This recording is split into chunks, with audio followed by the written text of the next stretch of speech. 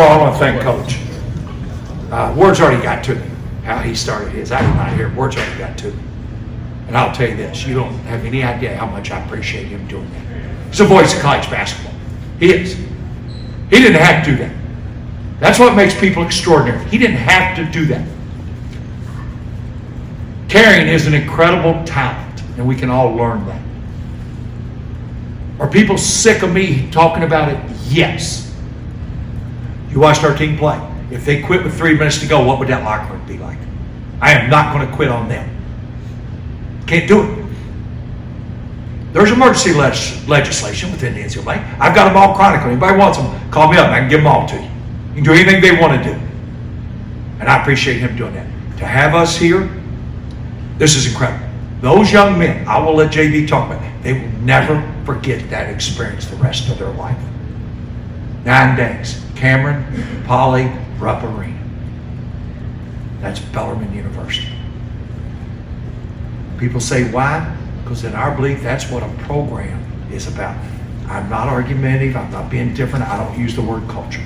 I use the word program because that means you have a plan. Plan at the likes of Cameron and UCLA and Rupp Arena. That is a key component in the plan because that's putting your players first. Now, the game, just to go public, Sunday's schedule, 8:30 breakfast, 9:30 walkthrough, 12 o'clock pregame, 4 o'clock tip, 9:30 Sunday night, West Coast time, bus, 11:45 flight. We landed in Atlanta at 6:20 a.m. Got back on campus at 10 a.m. Film, practice more film at 4:30 yesterday afternoon. 11 o'clock walkthrough this morning. Why? Because it's based on class schedules. 2:45 bus, stop 8 on the way up here after more film to get on the bus. And not one word because there's no entitlement. They understand how blessed and unfortunate they are. And I broke down the stat sheet to JB back there. We led 12:52, they led 16:35. I mean, do they have an advantage physically? Yes. Do they have an advantage on the backboard? Yes. You know, we didn't shoot it well, but there was not an ounce of quit in anybody on this program. Questions for both of us? Questions for Coach or Justin? Raise your hand, we'll get a microphone to you. Now, he's already got his MBA, so I don't know if you should call him Dr. Betts or I don't know what you call him, whatever you want. I don't know. I mean, this kid is amazing. Go ahead. Scott, was there something they had a hard time scoring against you guys in the first half? Was there something you saw that you thought you could take away from them or throw at them to make it tough? Everybody talks about our passing.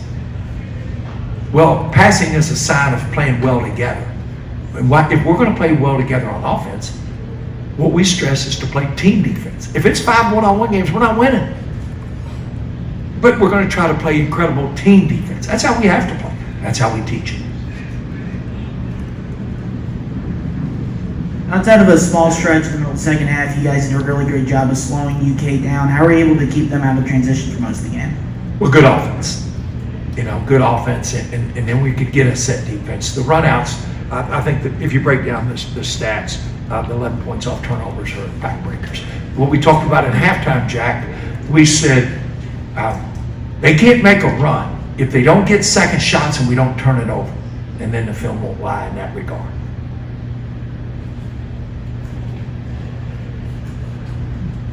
Justin, you've now played in 3 of these iconic venues. Coach always talks about not just coaching you guys up on the court, but also the importance of learning about the history and tradition behind the programs. Why is that so important to you?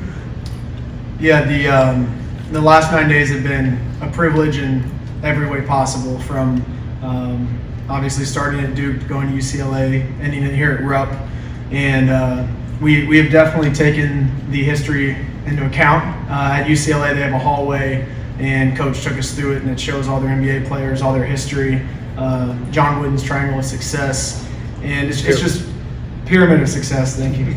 But it's all stuff we can learn from and stuff we're striving to get to as a program. And it's an honor to not only play at these places, but to play against the teams that we play, because they have amazing players, amazing coaches, and it's all first class. And our goal is to get better every single day as a program and as a university, and there's no better way to do that than to learn from Duke, UCLA, and Kentucky. Coach, you keep talking about building a program. You picked up a big win at Louisville, and then we're competitive against all three of these teams you've mentioned. How do you use that to build off your teams, even though the score doesn't reflect it at the end, but you saw moments where it was just extremely competitive? I could bring, if I could get them in Louisville, I could bring Coach Pitino, Coach Crum. I could fly in Roy Williams and Coach K and said, okay, we got practice Thursday, 11 o'clock. Will you help us make a practice plan? I could bring all four of those. I could bring in Coach Knight. There's no way they can make a practice plan to simulate what we just went through. Impossible. So what do smart people do? They wear people out who want to help them. And that's our approach to this. After we lost to UCLA, and we made a great run, and we vowed, it was a 10-point game with just over 8. We missed a free throw and 2 wide open threes. And my message in the locker room was, nobody's going to use the word if. Not going to say if. We're going to say next time. Well, how do you get better next time? Practice. The biggest detriment of this schedule was the lack of practice. I mean, we just haven't had the opportunity to practice, plus the health issues. But, I think teaching is coaching. Coaching is teaching. They should look up who Coach Rupp is. They should do that.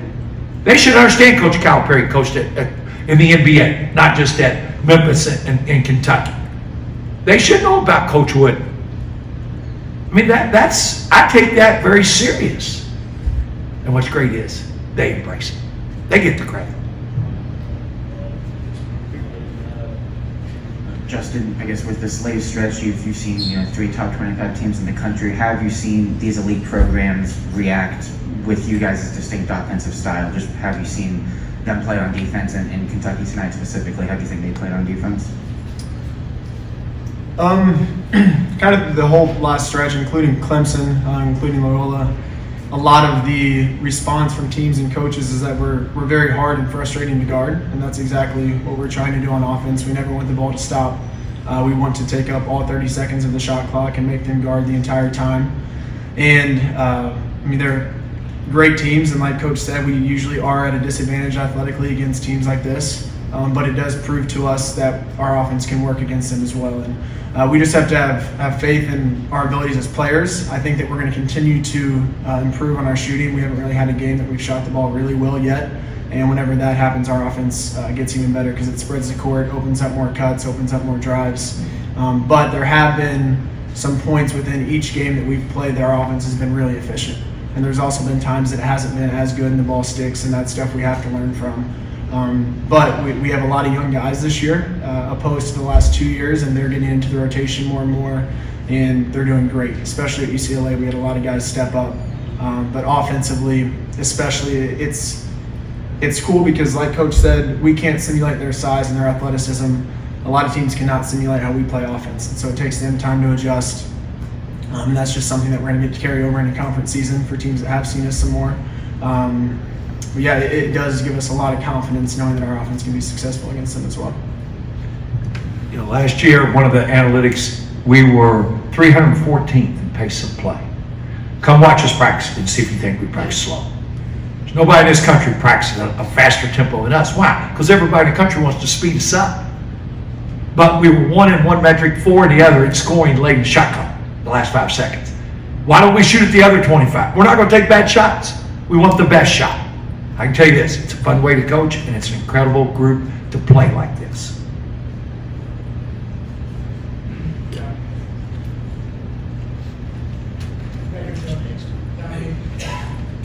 Yeah, go ahead, Jeff.